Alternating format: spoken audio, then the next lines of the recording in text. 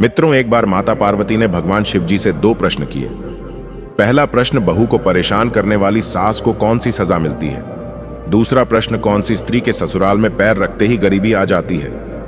फिर माता पार्वती के प्रश्न सुनने के बाद में भगवान शिव जी कहते हैं, पार्वती, तुम्हारे दोनों ही प्रश्न बहुत ही महत्वपूर्ण हैं, क्योंकि जब कोई लड़की शादी के बाद बहू बनकर अपने वह माँ बाप जिन्होंने जन्म दिया, पालकर इतना बड़ा किया, उन सबको हमेशा के लिए छोड़कर के जब अपने ससुराल जाती है तो उस बहू के लिए उसके सास ससुर ही माता पिता होते हैं।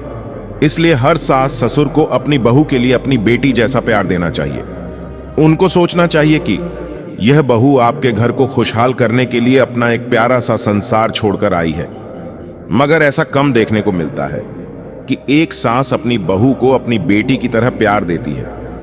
भगवान शिव जी कहते हैं, पार्वती, अब मैं तुम्हें तुम्हारे दोनों प्रश्नों के उत्तर एक छोटी सी कहानी के माध्यम से दूंगा, फिर तुम पूरी तरह से संतुष्ट हो जाओगी। तो चलिए कहानी शुरू करते हैं। भगवान शिव जी कहते हैं, हे पार्वती, एक गांव था। उस गांव में एक बुढ़िया रहती थी। वह बहुत ही दुष्ट थी। उस बुढ़िया का एक बेटा था और एक बहुत ही थी। बहू बेचारी बड़ी ही सीधी सादी थी। एक गाल पर मारने पर दूसरा गाल आगे करने वाली थी और बेटा भी मां की हर बात मानने वाला था। भगवान शिव जी कहते हैं, हे पार्वती, तो होता क्या है, उस बुढ़िया का जो बेटा था उसे अपने गांव में कामकाज नहीं मिलता था। गरीबी का हाल था। जमीन भी इतनी ज्यादा नहीं थी जिससे कि बुढ़िया का बेटा उस जमीन में काम करके और कुछ धन कमा सके। फिर जब उसको अपने गांव में काम नहीं मिलता था तो काम की तलाश में वह दूसरे गांव जाता था। वहां उसे एक अच्छा सा काम मिलता था, लेकिन वहां से उसे हर रोज घर पर आने के लिए समय नहीं मिलता था। सिर्फ साल में एक बार या कुछ दिनों के लिए उसे छुट्टी मिलती थी। इसलिए वह दूसरे नगर में जाकर के काम करता था, लेकिन उसे अपनी पत्नी की भी बहुत चिंता रहती थी। इसीलिए जब उस बुढ़िया का बेटा अपने घर से काम करने के लिए दूसरे स्थान पर जाता था तो जाने से पहले हमेशा अपनी मां से कहता था कि मां, मेरी पत्नी को अच्छी तरह से संभाल कर रखना, क्योंकि मैं रोजाना यहां पर नहीं आ सकता हूं। फिर बेटे की बात को सुनकर के वह बुढ़िया कहती थी कि हां बेटा, तुम बिल्कुल भी चिंता ना करना, मैं तुम्हारी पत्नी का अच्छे से ख्याल रखूंगी, उसे कोई भी कष्ट नहीं मिलेगा। तुम बेफिक्र होकर के दूसरे गांव में काम करने के लिए जा सकते हो। अपनी पत्नी की चिंता मत करो, उसे मेरे ऊपर छोड़ दो। भगवान शिव जी कहते हैं, हे पार्वती, इस प्रकार वह बुढ़िया अपने बेटे को झूठा दिलासा देकर के और अपने बेटे को काम करने के लिए घर से विदा कर देती थी। और फिर बेटे के जाने के बाद में वह अपनी बहू को बहुत ज्यादा परेशान करती थी। अब इस प्रकार समय धीरे धीरे गुजरता जा रहा था। वह बहू अपनी सास के ताने सुनकर भी चुप रहती थी।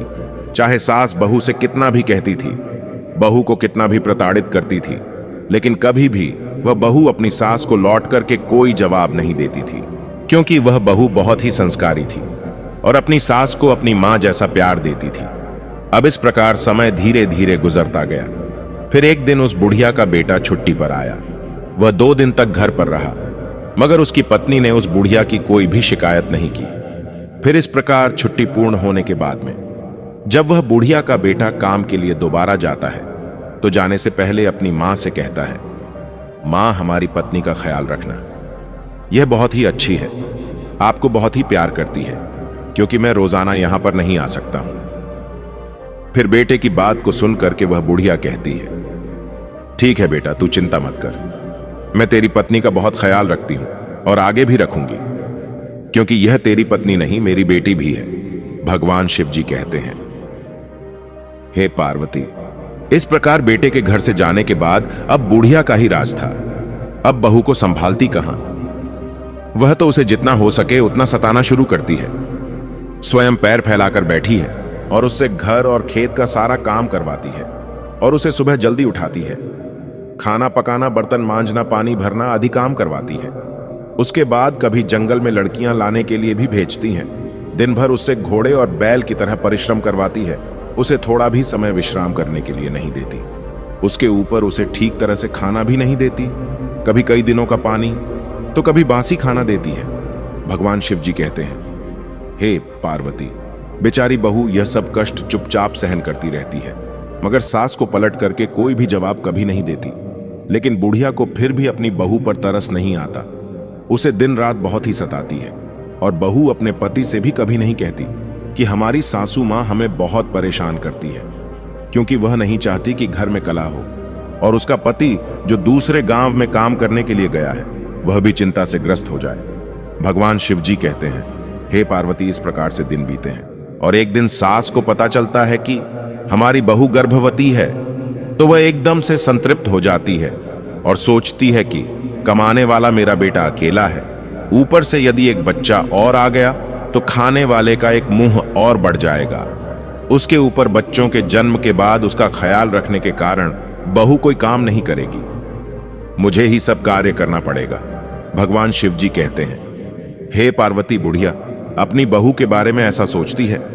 हर सास तो यह चाहती है कि हमारे घर में जल्दी से पुत्र या पुत्री आए, लेकिन वह सास ऐसी है, वह नहीं चाहती कि हमारी बहू की कोख से कोई भी संतान जन्म ले, क्योंकि उसकी सोच है यदि संतान घर में आएगी तो बहू संतान के ख्यालों में लग जाएगी और घर का काम काज वह नहीं करेगी, फिर सारा काम काज मुझे ही करना पड़ेगा। भगवान शिव जी कहते हैं, हे पार्वती, अब उस बुढ़िया को जब मालूम पड़ता है कि उसकी बहू गर्भवती है, फिर तो वह बढ़िया अपनी बहू को पहले से भी ज्यादा सताने लगती है और फिर उस बुढ़िया का तकलीफ देना बहू के लिए और ज्यादा बढ़ जाता है। लेकिन बहू बहुत सारा काम करती है, लेकिन उल्टा जवाब नहीं देती। वह बहू इतनी संस्कारी थी कि जो भी उसकी सास काम बताती थी वह सारा काम चुपचाप करती रहती है, लेकिन लौट करके अपनी सास को कोई जवाब नहीं देती। इस तरह से कुछ महीने बीत जाते हैं। फिर बहू के 9 महीने पूरे होकर के उसके प्रसूत होने का समय करीब आता है। उसके पेट में दर्द होने पर बहू प्रसूत प्रेरणा से व्याकुल होकर के अपनी सास से कहती है कि मां जी, लगता है मेरे प्रसूति का समय नजदीक पहुंचा है, आप जल्दी से दाई मां को बुला लीजिए। इस पर सास कहती है कि दाई मां की जरूरत नहीं है, मैं तुझे एक नींबू देती हूं, ये नींबू ले और तू दूर जंगल में जाकर के इस नींबू को खा लेना, तुम्हें प्रसूति हो जाएगी। पर मेरी एक बात ध्यान से सुन ले, यदि तेरी कोख से बेटा हो तो ही उसे लेकर घर आना, और यदि तेरी कोख से बेटी हो तो घर लेकर नहीं आना। भगवान शिव जी कहते हैं, हे पार्वती, बहू बेचारी वेदना से तड़पती हुई सास के द्वारा बताए हुए रास्ते पर चलती है और नींबू लेकर के उस जंगल में चली जाती है, जिस जंगल के बारे में उसकी सास बताती है। फिर वह जैसे ही नींबू खाती है, कुछ ही पल में उसकी प्रसूति हो जाती है और वह एक बेटी को जन्म देती है। भगवान शिव जी कहते हैं, हे पार्वती, बहू ने उस बेटी को बड़े प्यार से दुलारा, उसे दूध पिलाया, क्योंकि वह बेटी नींबू खाकर पैदा हुई थी, इसलिए उस बहू ने अपनी बेटी का नाम निम्बावती रखा। फिर इतना करके बहू ने एक ऐसे पेड़ की खोज की जिसमें कोई खोकर हो, तो खोज करने पर एक तने के पेड़ में उस बहू को खोकर मिल गया। फिर उसने अपनी बेटी निम्बावती को उस खोकर में रखा और उस पेड़ पर रहने वाली चिड़ियों से कहा कि यदि मैं अपनी बेटी को घर ले जाऊंगी तो मेरी सास मेरे साथ साथ मेरी बेटी को भी मार देगी, इसलिए मैं अपनी बेटी निम्बावती को इस खोकर में छोड़ करके आपके भरोसे जा रही हूं। ए चिड़िया, मेरी बेटी का ध्यान रखना। भगवान शिव जी कहते हैं, हे पार्वती, फिर इतना कह करके वह बहू घर वापस आई। अब वो जैसे ही घर वापस आती है तो बुढ़िया समझ जाती है कि उसे बेटी हुई है, क्योंकि उसने पहले ही कहा था यदि बेटा हो तो घर लेकर आना, बेटी हो तो लेकर नहीं आना। अब तो वह बहू डर मारे उसे जंगल में छोड़ आई है। भगवान शिव जी कहते हैं, हे पार्वती, इस प्रकार से बहू अपनी सास से कहती है कि मां बेटी हुई थी इसलिए लेकर के नहीं आई। फिर तो बहू की बात सुनकर के वह बुढ़िया एकदम से शोर मचाने लगती है और चिल्लाने लगती है कि मेरी बहू ने अपने बच्चे को खा लिया, मेरी बहू बच्चे खाने वाली डायन बन गई है। भगवान शिव जी कहते हैं, हे पार्वती, उस बुढ़िया के द्वारा बहू को इतना परेशान किया जाने लगा, मगर बहू अपनी सास की बात को अनसुनी कर देती है और मन ही मन में इस बात से खुश रहती है कि भगवान की कृपा से उसकी बच्ची जिंदा है। और फिर रोजाना वह बहू जानवरों को चराने के बहाने से जंगल में जाती है और अपनी बच्ची को दूध पिलाती है। इस तरह से कुछ दिन बीतते हैं। उधर उस पेड़ की खोकर में लिम्बावती धीरे धीरे बड़ी हो जाती है। इस तरह 1 साल गुजरता है और उधर उस बुढ़िया का बेटा छुट्टी लेकर घर वापस आता है और जैसे ही घर के अंदर प्रवेश करता है तो बुढ़िया अपने बेटे से कहती है, क्या बताऊं बेटा, तुम्हारी पत्नी मनुष्य नहीं एक डायन है जो जिंदा मनुष्य को खाने वाली है। तुम्हें एक बेटी हुई थी, लेकिन तुम्हारी बहू ने तुम्हारी बेटी को खा लिया। भगवान शिव जी कहते हैं, हे पार्वती, वह बेटा अपनी मां के स्वभाव से भली भांति परिचित था। उसने समझ लिया कि जरूर मां की कोई साजिश है, और फिर उसने अपनी पत्नी से उस बेटा बेटी के बारे में कुछ भी नहीं पूछा।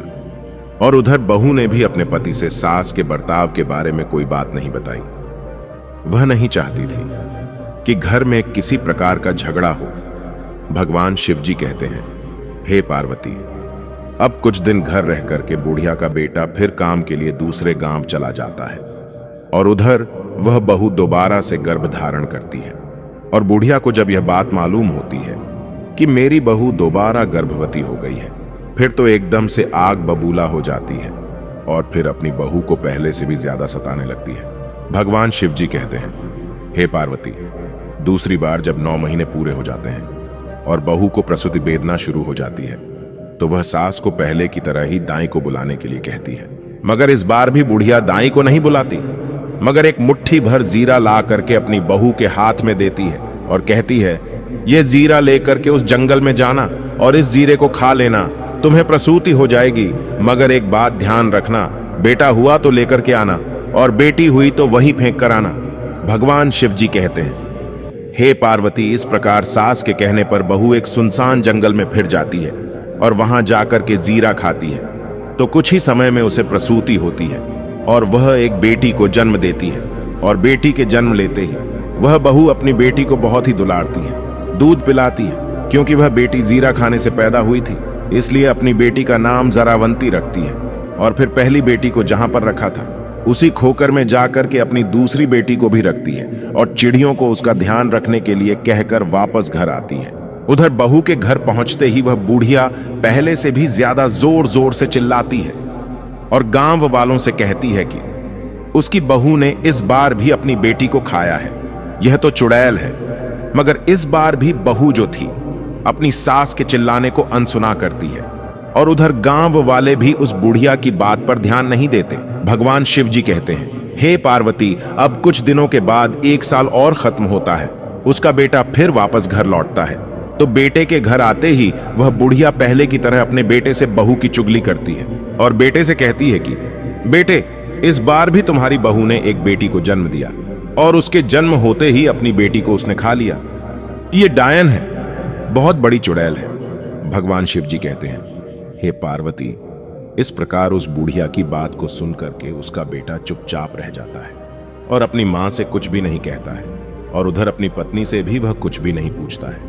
फिर कुछ दिन घर रह करके जब वापस दोबारा काम पर जाता है तो बहुत तीसरी बार गर्भवती हो जाती है। भगवान शिव जी कहते हैं, हे पार्वती, इस बार भी पहले की तरह ही हो जाता है। इस बार बुढ़िया बहू को एक आम देती है और बहू आम को लेकर के उस जंगल में जाकर खाती है। तो आम खाते ही वह एक बेटी को जन्म देती है और उसको दूध पिला करके उसका नाम आमवंती रख देती है और फिर उसको भी उस खोकर में रख देती है और चिड़ियों को उसका ख्याल रखने के लिए कहकर के वापस अपने घर आती है। भगवान शिव जी कहते हैं, हे पार्वती, अब बुढ़िया गांव के द्वारा जाकर के बहू की चुगली करती है, मगर बहू अपनी सास की एक भी बात का बुरा नहीं मानती और सास की नफरत भरी बातों को अनसुना कर देती है। मगर वह बुढ़िया गांव गांव चिल्लाती है कि हमारे बेटे की पत्नी डायन है, उसने 3 बेटियों को खा लिया है। वह बुढ़िया इस तरह से शोर मचाती है तो लोगों को भी अब लगने लगता है कि वास्तव में उसकी बहू सचमुच ही बच्चे खाने वाली डायन है। तो लोग डर के मारे अपने अपने बच्चों को घर के अंदर बंद करके रखते हैं। अब इस प्रकार से धीरे धीरे बात यह चारों तरफ फैल गई और उस बुढ़िया का बेटा जो नगर में काम करता था उसको भी सुनने के लिए मिल गई। फिर तो उस बुढ़िया का बेटा वह बात सुनकर के बहुत ही परेशान हो जाता है और तुरंत ही मालिक से अनुमति लेकर के अपने गांव वापस आता है। उधर तो बुढ़िया का बेटा गांव आता है और इधर उस राज्य के राजा के कानों तक यह खबर पहुंच जाती है कि बुढ़िया की बहू डायन है। फिर तो राजा सिपाही भेज करके बुढ़िया को दरबार में बुलाता है और बात की छानबीन करता है। तो बुढ़िया मिर्च मसाला लगा करके राजा से कहती है, क्या बताऊं महाराज, मेरी बहू बहुत बड़ी डायन है, बच्चे खाने वाली चुड़ैल है, उसने मेरी 3 बच्चियों को जिंदा ही खा लिया है। फिर तो उस बुढ़िया की बात को सुनकर के राजा क्रोधित हो जाता है और सिपाहियों को आदेश देता है कि चौराहे पर एक सूली लगाओ और बुढ़िया की बहू जहां कहीं भी है उसे जाकर लेकर आओ और उसे सूली पर चढ़ा दो। भगवान शिव जी कहते हैं, हे पार्वती, इस प्रकार राजा के सिपाही सीधी आज्ञा का पालन करते हैं। वे तुरंत ही सूली बनाते हैं और जाकर के बुढ़िया की बहू को दरबार में लेकर आते हैं। फिर राजा बहू से पूछता है, क्या तुम्हारी सास सच कहती है? क्या तुमने अपनी तीनों बेटियों को जिंदा खा लिया है? मगर राजा की बात को सुनकर के वह बहू चुपचाप नीचे सर झुकाए खड़ी रहती है। फिर तो बहू को चुपचाप देख करके राजा को विश्वास हो जाता है कि जैसा बुढ़िया ने बताया है, उसकी बहू ने वास्तव में अपनी बेटियों को खाया है। यह तो डायन है। और फिर राजा तुरंत ही अपने सिपाहियों को उस बहू को सूली पर चढ़ाने का आदेश देता है। तो सिपाही उसे लेकर के चौराहे पर जमा होते हैं। वहां राजा, प्रधान, सरदार और बाकी लोग भी इकट्ठा हो जाते हैं। भगवान शिव जी कहते हैं, हे पार्वती, इधर बहू को सूली चढ़ाने की तैयारी चलती है तो उधर उसका पति भी घर पहुंचता है और वह घर जाकर देखता है कि घर में मां और पत्नी नहीं है। घर पर ताला लगा हुआ है तो वह और भी परेशान हो जाता है और फिर पड़ोसियों से पूछताछ करता है। तो पड़ोसी बताते हैं कि तुम्हारी मां और बहू को राजा ने दरबार में बुलाया है। फिर तो बुढ़िया का बेटा घबरा करके राजा के दरबार की तरफ भागता है। वहां जाकर उसे पता चलता है कि उसकी पत्नी को सूली पर चढ़ाने के लिए चौराहे पर लेकर गए हैं। फिर वह बुढ़िया का बेटा तेजी से दौड़ करके उस चौराहे पर पहुंचता है। फिर जैसे ही वह चौराहे पर पहुंचा तो क्या देखता है कि चौराहे पर राजा, प्रधान, सिपाही और सारी प्रजा इकट्ठी है और कुछ ही पल में उसकी पत्नी को सूली चढ़ाए जाने वाला है। फिर तो वह बुढ़िया का बेटा तुरंत ही राजा के सामने जाकर खड़ा होता है और हाथ जोड़कर गिड़गिता है कि महाराज, दया करें, कुछ देर के लिए मेरी पत्नी को सूली पर चढ़ाना रोक दीजिए। मुझे एक बार अपनी मां और पत्नी से सच बात पूछने दीजिए। यदि मेरी पत्नी अपराधी है तो मैं स्वयं कहूंगा कि उसे सूली पर आप चढ़ा दें। भगवान शिव जी कहते हैं, हे पार्वती, इस प्रकार राजा को कुछ दया आती है और वह राजा अपने सिपाहियों को कुछ देर के लिए सूली पर चढ़ाने का आदेश रोक देता है। फिर वह बुढ़िया का बेटा अपनी मां से पूछता है, मां, भगवान के लिए सच बताओ। तो बढ़िया अपने बेटे से भी झूठ बोलती है और उससे कहती है, हां, तेरी बहू डायन है। तेरी बहू ने तेरी तीनों बेटियों को खा लिया है। भगवान शिव जी कहते हैं, हे पार्वती, मगर उस बुढ़िया के बेटे को अपनी मां पर विश्वास नहीं होता है, क्योंकि वह जानता था उसकी पत्नी बहुत ही अच्छी है, संस्कारी है, कभी झूठ नहीं बोलती, मां की बहुत सेवा करती है, बच्चों को देखने के लिए दिन रात तरसती है। फिर ऐसी मां अपने बच्चों को खा करके डायन कैसे बन सकती है? फिर ऐसा सोच करके उस बुढ़िया का बेटा अपनी पत्नी को कसम देकर के पूछता है कि तुम मुझे सच बताओ, मुझसे झूठ ना बोलना। भगवान शिव जी कहते हैं, हे पार्वती, इस प्रकार उस बुढ़िया के बेटे की पत्नी शुरू से लेकर के अंत तक की सारी बातें अपने पति को बताती हैं, लेकिन कोई भी उसकी बातों को सच मानने के लिए तैयार नहीं होता। तो वह कहती है, सच्चाई क्या है आप अपनी आंखों से देख लीजिए। और वह अपनी बेटियों को प्यार से आवाज देती है, लिंबावती, मेरी प्यारी बिटिया, संकट में मेरी रक्षा करना। जरावंती, मेरी बिटिया, संकट में मेरी रक्षा करना। आमवंती, मेरी बिटिया, संकट में मेरी रक्षा करना। भगवान शिव जी कहते हैं, हे पार्वती, जैसे ही उस बहू ने अपनी तीनों बेटियों को याद किया तो बहू के याद करते ही उसकी तीनों बेटियां जंगल से दौड़ी चली आती हैं और अपनी मां से आकर चिपक जाती हैं। फिर तो उन तीनों बेटियों को देख करके उस बुढ़िया के बेटे को सच का पता चल जाता है। उधर राजा भी समझ जाता है और सारे लोग भी सच्चाई जान लेते हैं। भगवान शिव जी कहते हैं, हे पार्वती, फिर तो राजा क्रोधित होकर उस बुढ़िया से पूछता है। अब राजा के तेवर देख करके बुढ़िया कांपने लगती है। उसे सच बताना ही पड़ता है और फिर सच बात जानकर के वह राजा उस बुढ़िया को सूली पर चढ़वा देता है और बहू को छोड़ने का आदेश देता है। और उधर उस बहू के संस्कारों को देख करके राजा बहुत खुश हो जाता है और उस बुढ़िया के बेटे से कहता है कि आज के बाद में तुम्हें दूसरे गांव जाने की जरूरत नहीं है, मैं तुम्हें इसी गांव में काम दूंगा। तुम अपनी पत्नी और बच्चियों को लेकर के सुख से हमारे यहां पर रहो। भगवान शिव जी कहते हैं, हे पार्वती, फिर बुढ़िया का बेटा राजा से हाथ जोड़कर कहता है, आपकी बड़ी कृपा हुई महाराज। और उसके बाद में बुढ़िया का बेटा अपनी पत्नी और तीनों बेटियों को लेकर के घर पर आ जाता है। भगवान शिव जी कहते हैं, हे पार्वती, वह बहू बहुत ही संस्कारी थी, लक्ष्मी की उपासक थी। और फिर वह अपने पति और अपनी तीनों बेटियों के साथ में घर पहुंच करके लक्ष्मी को याद करके रात्रि में सो जाती है। उधर लक्ष्मी उस बहू को रात्रि में सपना देती है और कहती है, बेटी, तुमने अब तक अपना जीवन गरीबी में काटा है, लेकिन तुम चिंता मत करो। आज मैं बताऊंगी कि तुम्हारे जीवन में गरीबी क्यों आई।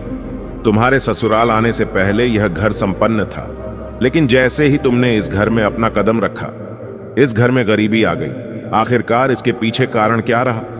भगवान शिव जी कहते हैं, हे पार्वती, लक्ष्मी उस बहू से कहती है, बेटी हमेशा ध्यान रखना, जब भी कोई बेटी शादी के बाद बहू बन करके ससुराल में जाती है और ससुराल में यदि वह 3 चीज लेकर जाती है तो समझ लो घर परिवार में अशांति छा जाती है और उसका असर उसके सुहाग पर भी पड़ता है। घर में गरीबी आ जाती है। इसलिए कभी भी किसी भी बेटी को शादी होने के बाद में अपने मायके से ससुराल के लिए 3 चीज कभी भी लेकर नहीं जानी चाहिए।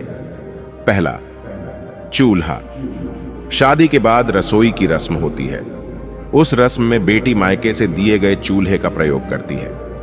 मगर हमेशा ध्यान रखना, यदि कोई भी नवविवाहित दुल्हन अपने मायके से चूल्हा लेकर के ससुराल में प्रवेश करती है तो सीधा उसका असर उसकी गृहस्थी पर पड़ता है, जिसकी वजह से भाग्य की देवी रूठ जाती है और घर में गरीबी आ जाती है। भगवान शिव जी कहते हैं, हे पार्वती, अब लक्ष्मी दूसरी बात बताती है। बेटी, दूसरी चीज है नमक। नमक का काम होता है चीजों को नमकीन करना। जब बेटियां शादी के बाद मायके से ससुराल की ओर प्रवेश करती हैं तो उसका धर्म क्या होना चाहिए? नए घर में प्रवेश करते वक्त सबको साथ लेकर चलना, सबसे अच्छे से बात करना और जो भी रिश्ता उससे जुड़ा है उन सभी रिश्तों में मिठास घोलना। ऐसे में यदि नव विवाहित मायके से नमक लेकर ससुराल में प्रवेश करेगी तो रिश्ते खराब हो जाते हैं और उससे जुड़ा हुआ हर रिश्ता नमकीन का रूप लेता है। हमेशा ध्यान रखना, यदि नव विवाहित बहू अपने मायके से नमक रूपी कोई वस्तु अपनी ससुराल लेकर जाती है तो उसका संबंध आजीवन अपने मायके के लोगों के साथ जुड़ा रहता है, लेकिन उसका संबंध अपने ससुराल वालों के साथ कभी भी सही तरीके से नहीं जुड़ पाता और वह रिश्ता मीठा कभी नहीं बन पाता। इसीलिए किसी भी बेटी को विदा के समय नमक लेकर नहीं आना चाहिए। भगवान शिव जी कहते हैं, हे पार्वती, अब लक्ष्मी तीसरी चीज उस बहू को बताती है। लक्ष्मी कहती है, बेटी, तीसरी चीज अचार है। अक्सर करके माँ बाप बेटियों को शादी के बाद विदा करते हुए माता पिता उसके पसंदीदा अचार को बनाकर भेज देते हैं, लेकिन हमेशा ध्यान रखो, अचार खाने में खट्टा होता है, वैसे ही वह पति पत्नी के बीच के रिश्तों में भी खटास पैदा कर देता है, परिवार में भी खटास पैदा कर देता है। कभी कभी यह खटास इतनी गहरी हो जाती है कि पति पत्नी में से किसी की मृत्यु तक हो जाती है। इसलिए इस बात का ख्याल रखना चाहिए कि कभी भी अपने मायके से अचार जैसी कोई वस्तु नहीं लानी चाहिए। और जब तुम्हारी शादी हुई थी तो तुम्हारे माता पिता ने यह तीनों ही चीजें तुम्हें दी थीं, जिसकी वजह से तुम्हारे घर में अशांति रही और तुम्हारे घर में गरीबी आई। तुमसे भाग्य की देवी रूठ गई, लेकिन तुम्हारे संस्कार बहुत अच्छे रहे। तुमने लौटकर कि कभी भी अपनी सास को कोई जवाब नहीं दिया। तुम्हारी सास ने तुम्हें प्रताड़ित किया, जिसके कर्मों का फल तुम्हारी सास को मिला। और तुम्हारे सुशील स्वभाव की वजह से, तुम्हारे संस्कारों की वजह से मैं तुम्हें आशीर्वाद देती हूं कि आज के बाद में कभी भी तुम्हारे घर में गरीबी नहीं रहेगी और तुम दोनों का जीवन पूरी तरह से सुखद हो जाएगा। भगवान शिव जी कहते हैं, हे पार्वती, लक्ष्मी इतनी बात कहकर के अंतर्ध्यान हो जाती है। उधर उस बहू की आंख खुल जाती है और सुबह होने का इंतजार करने लगती है। रात भर उस बहू को नींद नहीं आती।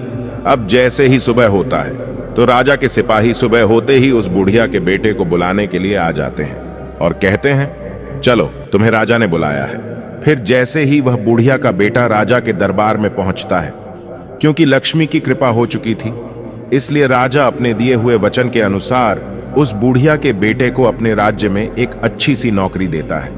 और फिर बड़ी ईमानदारी के साथ में वह बुढ़िया का बेटा उस राजा के यहाँ पर नौकरी करता है और अपनी पत्नी तथा तीनों बेटियों के साथ में सुख शांति से जीवन बिताता है। भगवान शिव जी कहते हैं, हे पार्वती, अब तुम अपने पहले प्रश्न का उत्तर सुनो। तुम्हारा पहला प्रश्न था कि बहू को परेशान करने वाली सास को कौन सी सजा मिलती है।